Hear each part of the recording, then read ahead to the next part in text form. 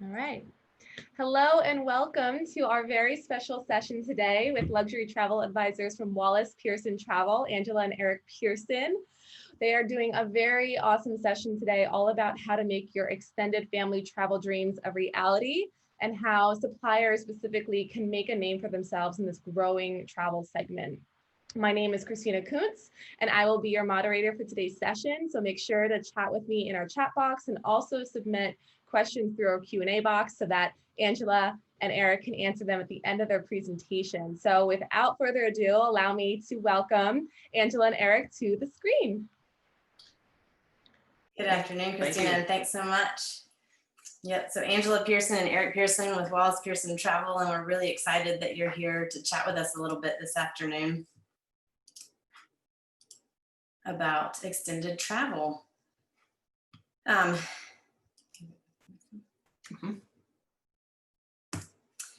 So in March of 2018, my mother, who's my business partner, and I returned from Virtuoso Symposium with the exciting news that the meeting had been announced to be in Melbourne, Australia in May of 2019.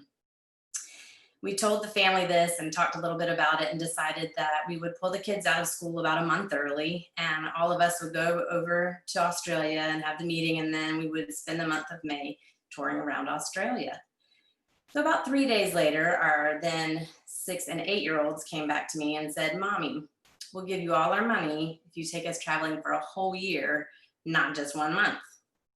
And luckily we didn't just say no. We decided to think about the details a little bit and see if we might be able to make it work.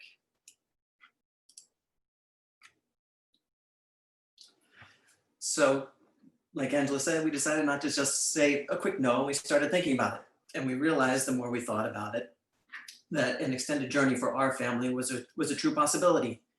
The first thing that we had to do was we had to look at our budget and decide, could we afford to take a trip we'd enjoy and live within our means over the course of a whole year? And we started mapping out an itinerary. We took turns looking at a map, and we each put our own color pins into a map. And when we found that all 4 of us had, or at least 3 of us, overlapped on certain destinations, it became an itinerary stop that we would try and work into the adventure. Our preference was to stay in warm weather climates so that it could really help with our packing, and we could pack the same, not as many layers to go through colder areas. And in the beginning, we had a hard time making decisions as we were trying to decide where we were going to go, where we were going to be. And everything seemed to hinge on we had to make one decision that would rely on a different decision, and we just couldn't make any decisions and we weren't getting anywhere. So eventually we looked at some of the things that some of the highlights, some of the pieces of the itinerary that we said, these are things we have to do. And we started penciling those in and giving times to them. Once those were in place, we started to purchase some of the long haul air tickets. And then once we had some flights into a country and a flight out of a country planned, then we could go back and see all the other pieces started to fall into place, because we knew when we were arriving, we knew when we were departing, and everything started to line up. So once we bought our first set of long haul tickets, then we really got into the nitty gritty of the planning, figured out where we were going to be, where we were going to be. We practiced packing. These are a couple pictures of us putting the adventure together. Fast forward 11 months, we departed in May of 2019. Over the course of just around 320 days, we visited 27 countries. We did about 80,000 miles, and we returned home to our home here in Florida right in the middle of March in 2020, just as the world was about to shut down. So we all realized how different our lifestyles and relationships could be when we were away from home and the rut that occurs with school and work schedules.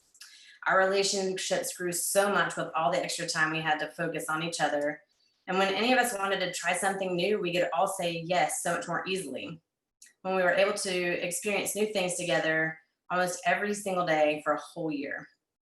Work-wise, we could work on our business, not just in our business. And we could really tap into our creative energy and think outside of the box. And we saw this hugely benefit our team, our clients, and our supplier partners. Of course, there are pros and cons to every situation, and we certainly had some of those challenges along the way as well. Due to the fact that our trip started around the meeting in Australia, the first challenge was a dramatic time difference. And we were waking up for our day. The clients and colleagues were just ending a business day. So many days we woke up to quite a few fires to put out. At times, working in the middle of the night to ensure that there was the seamless service that all of our clients have become accustomed to, and to make sure our team felt well taken care of as well. If we go again, we will definitely start with a smaller time difference and work our way up as everyone gets a little bit more used to the change a little bit more slowly. Other times we had some big challenges with things like Wi-Fi, despite Eric's really great research. Sometimes these made work in school and the occasional phone or Zoom interview stressful situations for all of us. One other challenge that the extroverts in our family dealt with was the fact that even though we were meeting some amazing people and making new lifelong friends, we still really miss time with our family and friends at home. It's just different being able to spend time with your family and longtime friends. And even though FaceTime helps a lot, there's just nothing better than a hug.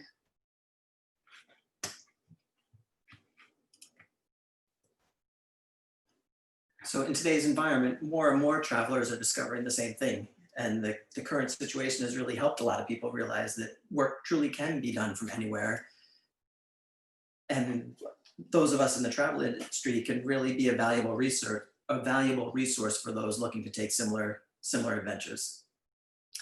So as far as the advisor's role goes, some great points to raise with the travelers are, why do you want to take an extended journey? How long can you commit to this adventure? And some other really great details like that. You're exponentially more valuable when you can guide your clients through the budgeting process. And one other place your expertise will really shine is helping them develop an honest assessment of their travel preferences. Do they prefer cities or small towns? Do they want to move often or plant roots and immerse themselves? And other important details like these. For suppliers, the first question to answer is, what type of traveler do you want to attract? For many, the target customers dependent on local rules and regulations and what's legal right now. But it could be that your specialty is offering a place for an executive looking for a change of scenery for a month or several. It could be families looking to experience another culture for a week or 2 weeks or 6 months or whatever it may be. Or it could be a blend where you're trying to attract the executive and give them an opportunity to be productive with their work, but bring their family along so that they all have time to explore and do things when they're not at the office. Knowing and communicating what travelers you're best situated to take care of helps the advisors do their main role of being able to send the right traveler to the right supplier and match the two up, which is what we're all here to do.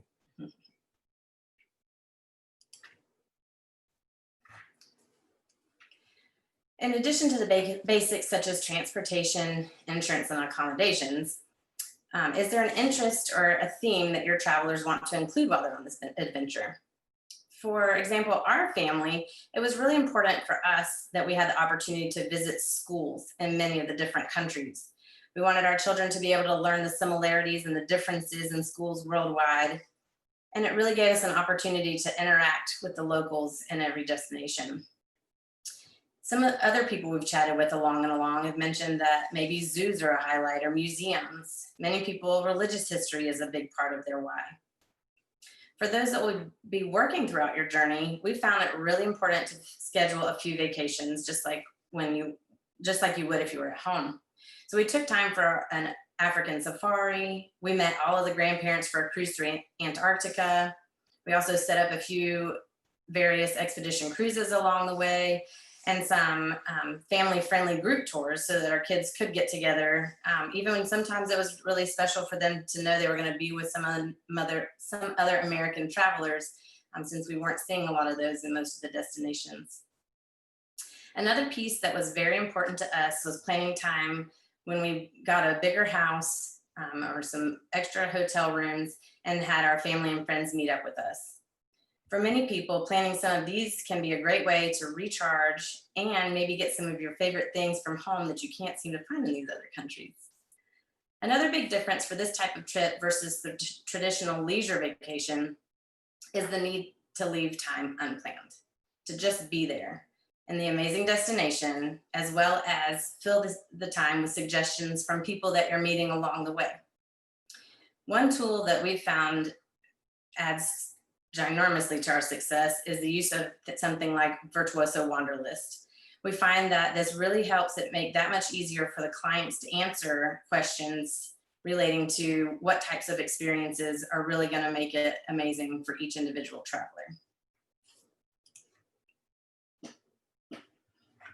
For the suppliers, it's really important to offer experiences that feature local and educational aspects. It could be school visits, interactions with local families, local diplomats, city tours set up in a way as if it's to show someone who just moved to the area, and not only to look at the highlights and the historic points, but also where the best place to buy the fresh seafood is, and where the market is, and the pharmacy, and the things that you don't typically worry about when you're only in a destination for a few days.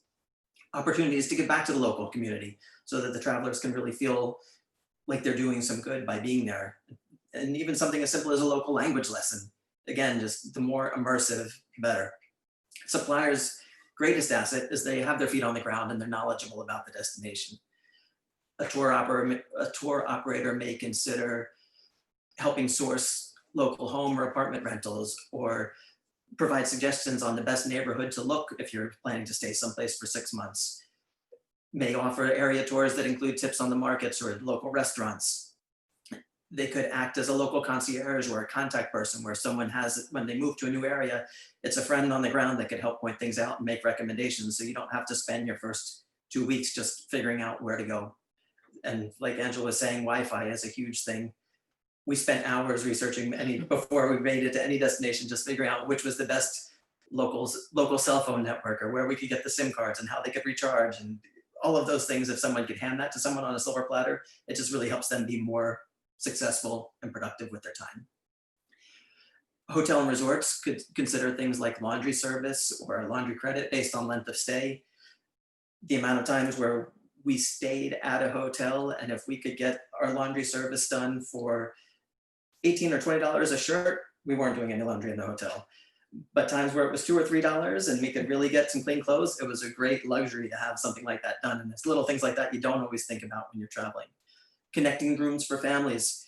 There were times where we didn't ask for a connecting room, but the hotel was kind enough to give us one because they had the availability. And if hotels are sitting with empty rooms right now, having that extra space for the kids to have their own room, where the adults have the room, where if one's working or one's playing and watching TV, it gets challenging when everything's happening in the same room. If there's space in the facility that could be dedicated to the extended traveler, maybe it's a shared office space, a shared school space, maybe even a shared kitchen, so if people wanted to prepare some of their own simple foods.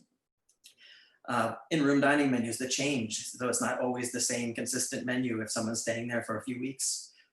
We find throughout our travels that like-minded travelers are often attracted to the same experience.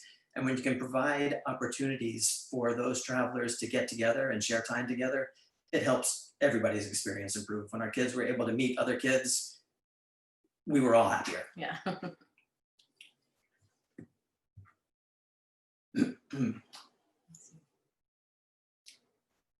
Now, opportunities for extended travel adventures, they continue to grow.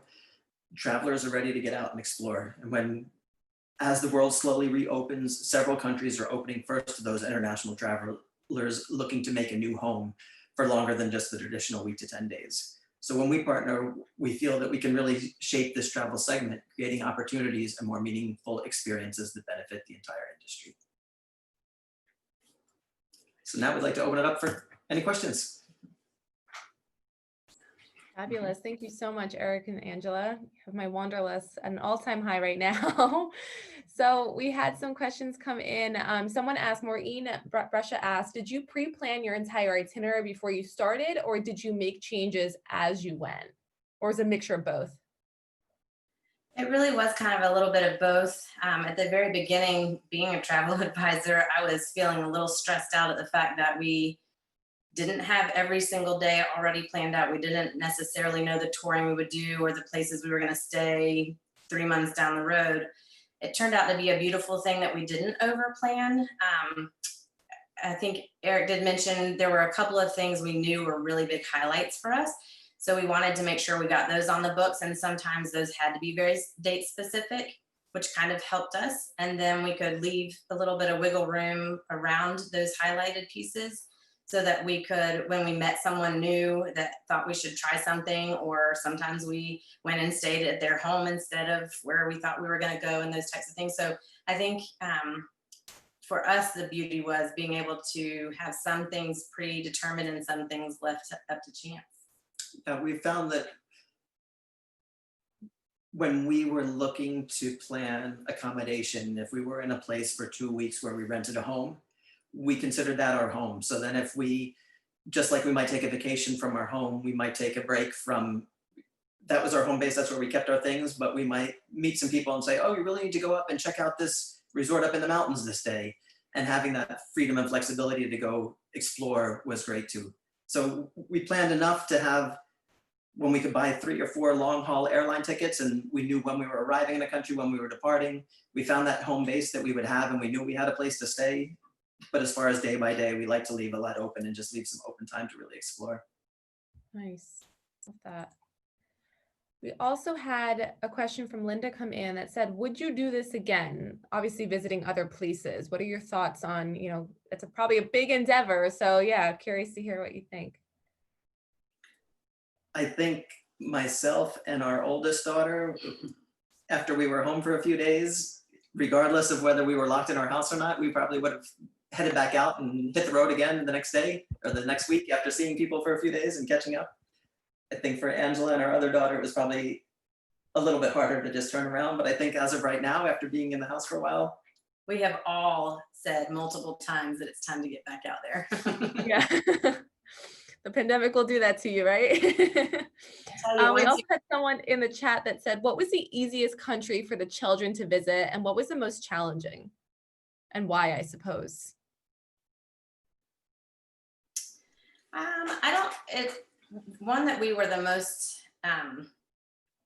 aware of before we got there that it would be so significantly different was Vietnam. And I was a little bit concerned, and the girls did get a little bit tired of having so many people just come up and treat them like celebrities and kiss their head and everything. Wow. But I would say kind of setting the tone ahead of time of the fact that we wanted to meet as many new friends as we could and learn as much about different cultures. The girls both learned how to say thank you in every single language that we visited for every country. And they actually were pretty relaxed no matter where we were. We were a little bit surprised when we were first started planning. Our family in general likes to visit a city for a couple of days, but then get out into the country. Mm-hmm. And a couple of the stops in the beginning, we planned more time than we normally would in a city, thinking there would be more city parks and we meet more kids and enable the kids to get out and meet more of the locals. And we found that in the smaller towns was where people had their guard down a little bit more and were a lot more open to having us come in and bring us into their homes. And it worked in the opposite of how we thought it was going to be. It was in the smallest towns was where we had just lucked out to have children next door, and the kids would meet each other, start playing, and the adults would meet each other, and they became the best stops along our way. Oh, that's so great. We also had a question that said, on average, how long did you stay at each destination? We really tried to make our shortest stay at least 1 week. And in quite a few of the countries, we might move from one accommodation to another, whether that was from a rental to a hotel or vice versa, or a couple of rentals in different parts of the country. But we tried at least 1 week per accommodation shift, whether it was a hotel or a house. And then we also had a question that said, what surprised you most on your trip? For me, I think it was the fact when we got probably about, 5 months in, I kind of could see us just deciding to make it a life change and just keep going. I don't know if COVID hadn't come along and put the brakes on. I don't know, we might not be home now. Wow. Totally. I'm going to do another question that's a little bit more on the industry side. Can you share a few examples of how suppliers enhanced your overall experience, or rather how your advisor-supplier relationship enabled you to do something that a traveler wouldn't be able to really do on their own? Can you speak to that a little bit? There were several times along the way that our relationships really helped us out. A key one was really at the end, our last day, we were in Peru, in Lima at the Hotel Belmond. And our plans were getting canceled and we were rearranging our itinerary, trying to figure out what to do. And we had asked the general manager if we could extend our stay by a couple of days. And he said, oh, of course, we'd be happy to have you. And we asked him on a Friday, and things were happening so fast at that time with cancels and changes. And we had asked him to extend our stay from a Sunday to a Tuesday, just to depart on Tuesday instead of Sunday. And on a Sunday evening from his home, he was trying to get a hold of us, and he said, hey guys, I don't know if you haven't heard yet because the president hasn't made the announcement, but in a couple hours from now, the country's going to shut down. And we'd be happy to have you here, stay here with us. But if you don't leave tonight, or by 8 o'clock tomorrow morning, you're going to be with us for a while, and we don't know how long that's going to be. So it was just that he had that insider's knowledge and was able to advise us and say, we're going to take care of you and we're happy to have you. But had we not had that contact, we wouldn't still be in Peru now, but we would not have been home when we thought we were going to. And I think also, even at the very beginning of the trip, our second stop was in New Zealand, and we have a really close friend there that is an inbound travel agency. And if we had a couple of holes here and there, either he would specifically give us the neighborhood we should check with, or sometimes he even had a family member who had a rental home and he would arrange things like that for us as well. So I feel like we felt a lot more comfortable being able to make decisions on the fly, because we knew we had these relationships with people that wanted us to have a successful experience. And so we just reached out to all of our friends wherever we were, and could make some really unique opportunities. I mean, we really tapped into the knowledge of our associates around the world as we planned the cities we were staying in, and as we looked at the neighborhoods. Those were the people we talked to beforehand, because when you're just looking at it online, you can see some pretty pictures, but you don't really know what it looks like on the outside, and you don't know if the pretty pictures are really a true representation. Totally. So I have time for probably two more questions. One quick one. I know you touched on it before. How many countries did you actually visit? It was over 20? What was the exact number? We actually spent Maybe you don't time. even know, right? It depends what you count. We don't really count a country if we just change airplanes there. So we actually lived in 21, but we touched more than that. We touched closer to 25 or 26, but some of them were one day that we spent an airport layover, and that wasn't really an immersive experience. So we touched it, but it's not counted. It still counts just to say you did it, right? And then I'm going to end with this one final question. Someone who came in a little bit late to the party, but they said, how did this change you as a family? Pretty deep question. So many ways. I think just being able to have the time to focus on each other without being pulled in a million different directions from extracurricular activities for kids and work and friends and everything else. I found myself able to say yes to them all the time instead of part of the time. And I think just realizing how much fun we all have, and being able to see the world through their eyes, and the doors that open to us that never opened to just Eric and me, but the fact that those kids were there, we got to see some pretty amazing things. It's beautiful. Love that. Well, thank you so much for this session. Really informative and really inspiring. Just the fact that you can do that as a family, the things that you think wouldn't be possible, you can actually do it. So thank you for enlightening us and for joining us today. We really appreciate it. Thank you. Thank you all for being here. Bye guys, signing off now. Thank you.